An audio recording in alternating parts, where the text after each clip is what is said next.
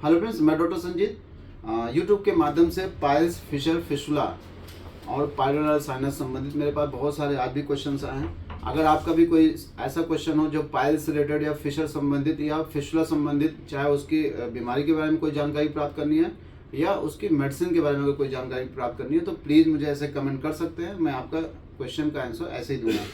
सबसे पहला क्वेश्चन मैं देता हूँ। यहाँ पे यूज़र आई डी है @real फौजी। इन्होंने लिखा है कि क्षार सूत्रा क्या होता है।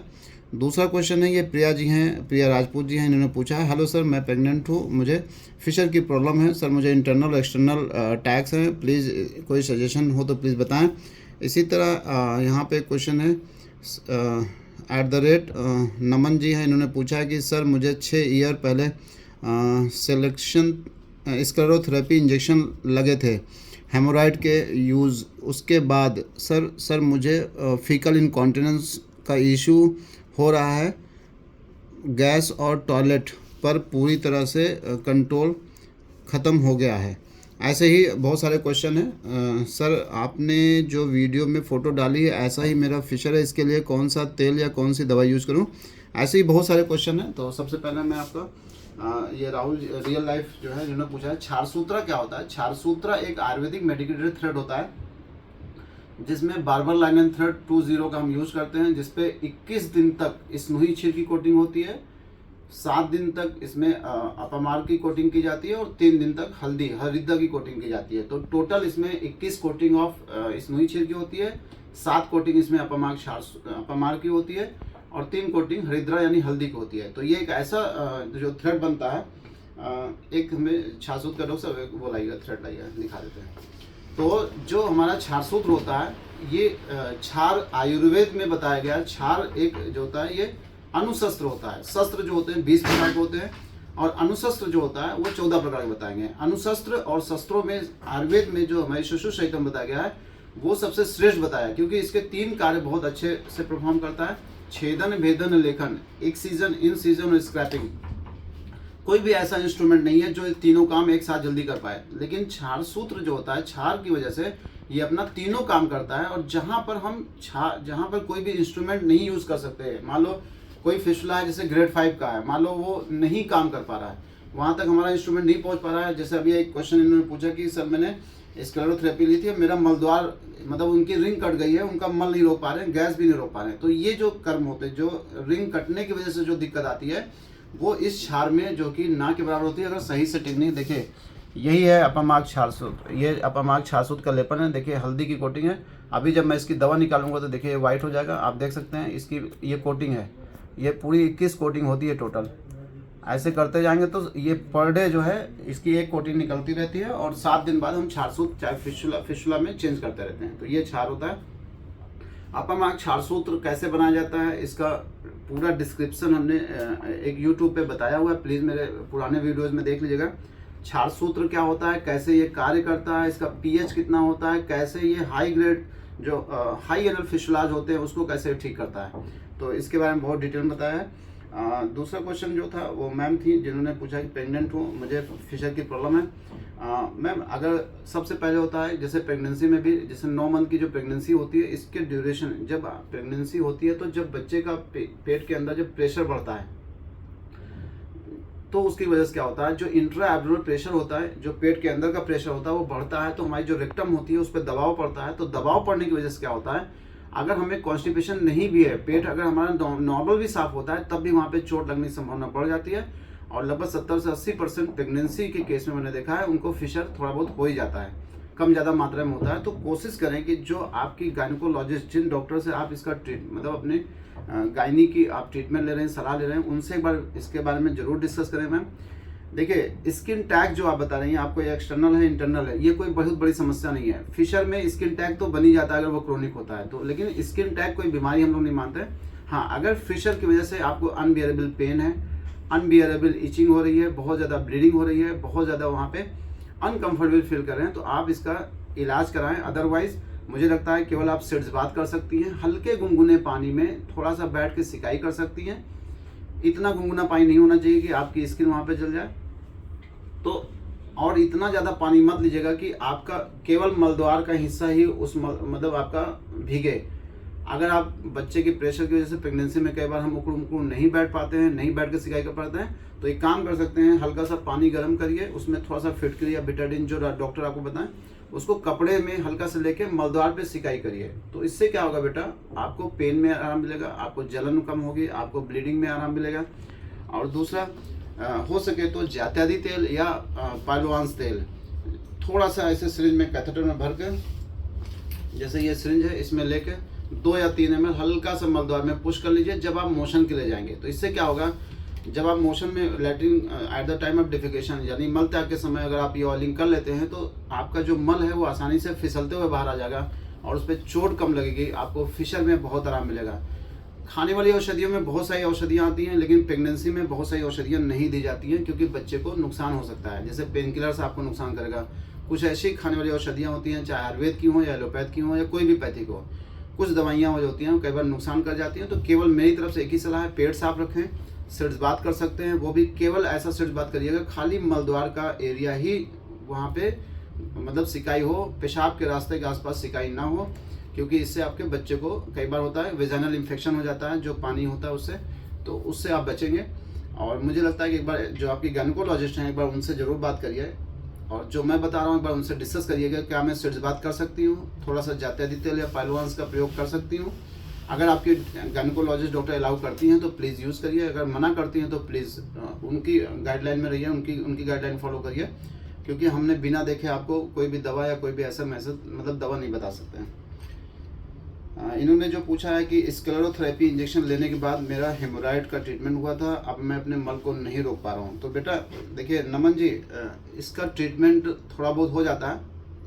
आप अपने एरिया में कोई अच्छा जो एनोरेक्टल सर्जन जो मॉडर्न सर्जरी करते हैं, ना तो इसमें आयुर्वेद में कोई इसका इलाज है ना होम्योपैथ में कोई इसका इलाज है, आप मॉडर्न सर्जन के पास जाइए। इसमें क्या करते हैं कि जो स्फिंक्टर्स कट जाते हैं उन स्फिंक्टर को उसको जोड़ दिया जाता है, इसकी स्फिंक्टर की रिपेयर होती है। आप एक बार किसी अच्छे एलोपैथिक सर्जन से मिलिएगा, इसका इलाज हो जाता है, कई बार मैंने देखा है लोग ठीक हो जाते हैं। इसके जो स्फिंक्टर मान लीजिए जैसे स्फिंक्टर था, ये स्फिंक्टर एक तरफ से ये फट गया है, तो अब क्या है कि आप अपने मलद्वार को नहीं रोक पा रहे हो, तो इसमें क्या करते हैं स्फिंक्टर को, ये दोनों साइड के स्फिंक्टर को लेते हैं और इसको यहाँ पे रिपेयर कर देते हैं। उसके बाद आपकी जो गुदामार्ग की फ्लेक्सिबिलिटी और रिलैक्सिबिलिटी है वो वापस आ जाती है।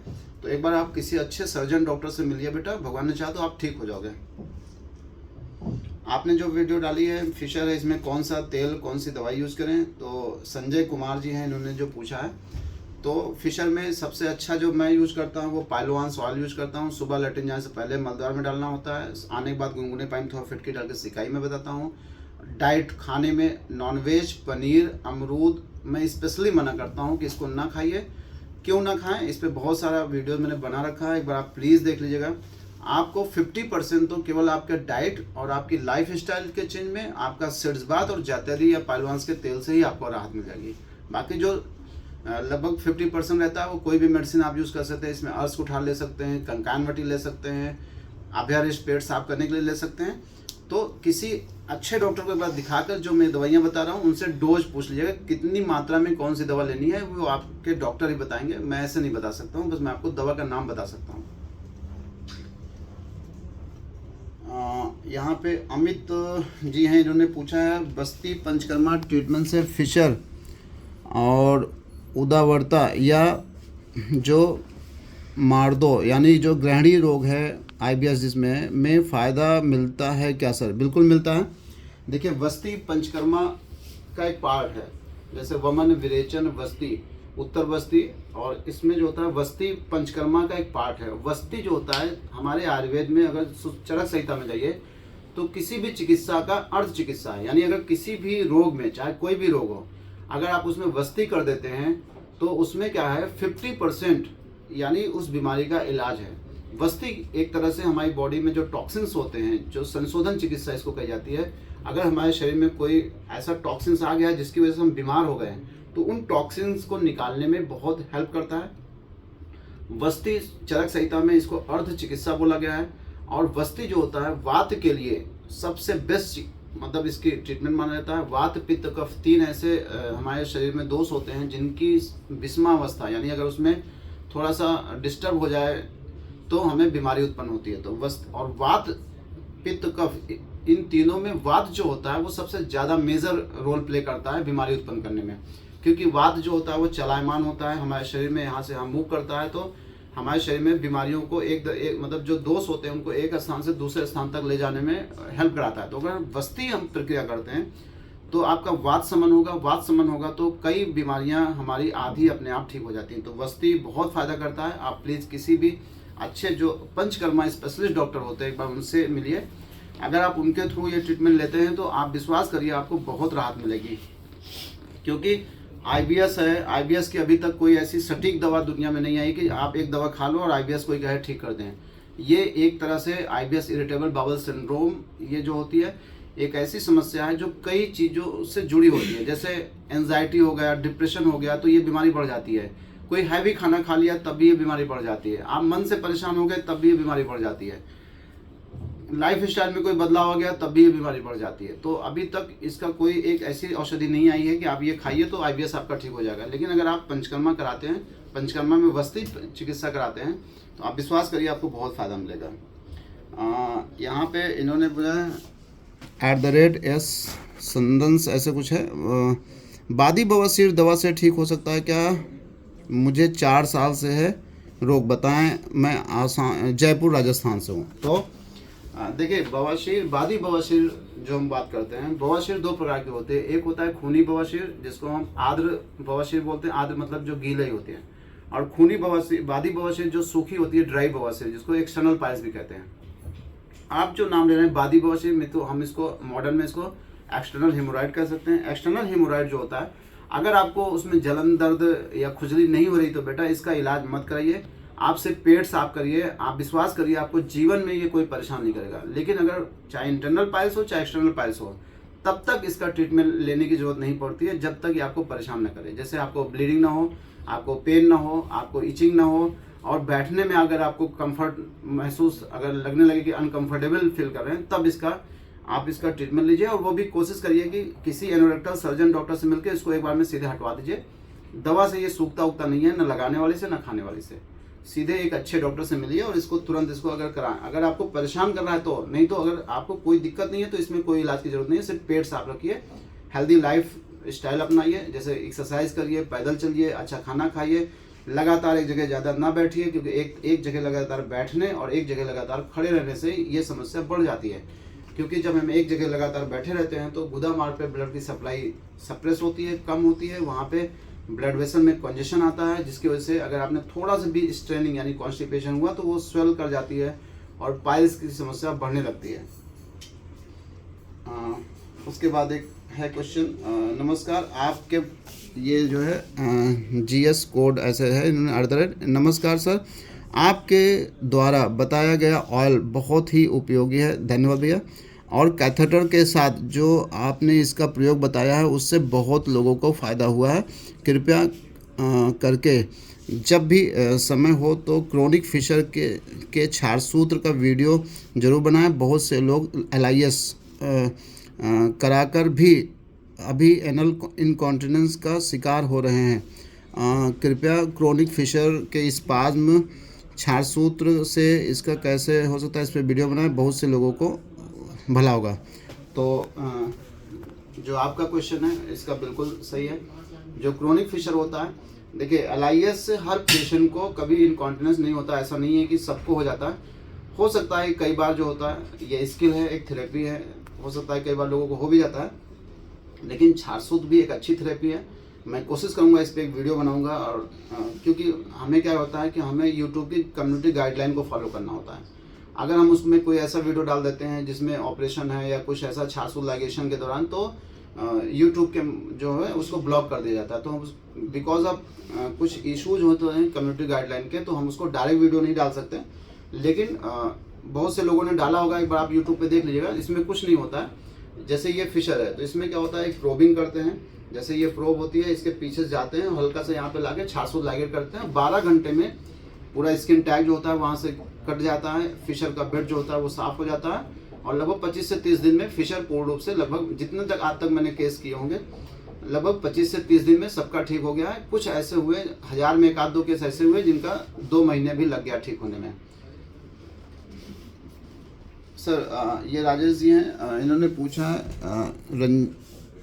@रंजन सर, एनल स्टेनोसिस के कारण लैट्रिन करते से जोर लगाना पड़ता है जिसके कारण मलद्वार में जलन होता है, मेडिसिन क्या है? तो बेटा देखिए, एनल स्टेनोसिस, पहले तो आप समझिए एनल स्टेनोसिस होती क्या है, क्योंकि पहले आप बीमारी की जो कारण है उसको सही करिए। ऐसे दवा खा के आप कब तक काम चलाओगे? आप खुद ही सोचिए, ज़्यादा दिन तक पेट साफ करने की दवा खाओगे, आदत पड़ जाएगी, आंतों का मूवमेंट, जो हमारा इंटेस्टाइनल जो मूवमेंट होता है, जो पेरिस्टाल्टिक मूवमेंट होता है, उसकी टोन में डिस्टर्ब आ गया अगर मसल्स में जो आंतों की, तो आपको फिर मसल्स का जो टोन होता है वो गड़बड़ हो जाएगा, पेरिस्टाल्टिक मूवमेंट डिस्टर्ब हो जाएगा, फिर आपको क्रोनिक कॉन्स्टिपेशन हो जाएगा। एनल स्टेनोसिस पे एक वीडियो मैंने बनाया है, प्लीज़ देखिएगा। हल्के हाथों से, अंदर नहीं बाहर, आप हल्के हल्के थोड़ा मसाज करना शुरू करिए। और एक होता है कीगल एक्सरसाइज, आप गूगल पे यूट्यूब पे देख लीजिए कीगल एक्सरसाइज, आप विश्वास करिए आपका एनल स्टेनोसिस में बहुत फ़ायदा मिलेगा। पूरा तो हो सकता है ना ठीक हो, लेकिन काफ़ी हद तक मैंने देखा है पेशेंट को आराम मिल जाता है। हल्के हाथों से इसमें मसाज करना होता है और कीगल एक्सरसाइज, मलद्वार को खींचो छोड़ो, मलद्वार को खींचो छोड़ो, मलद्वार को खींचो छोड़ो, ऐसे करके अगर आप दिन भर में 10 स्टेप एक बार में दिन में 3 बार करिए तो आपको एनल स्टेनोसिस में बहुत फ़ायदा मिलता है। बाकी बहुत सारे और क्वेश्चन हैं, मैं नेक्स्ट वीडियो में ये क्वेश्चन का आंसर देने की कोशिश करता हूँ। धन्यवाद।